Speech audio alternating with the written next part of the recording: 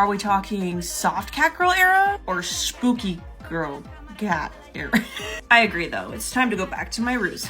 Starting off with the excessive amount of blood and the nose. Smoke out the bottom lash line to look a little dead inside. Because this is a neutral cat girl look, I'm just applying a light shimmer to the lid. Time for puppy liner. Puppy liner for cat girl look. I'll just do something in between the two. Don't fuck it up, don't fuck it up. Fill her in! Oh, it turned out so.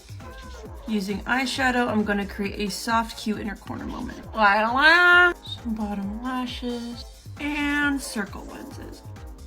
And blush lines. And hide the cupid's bow.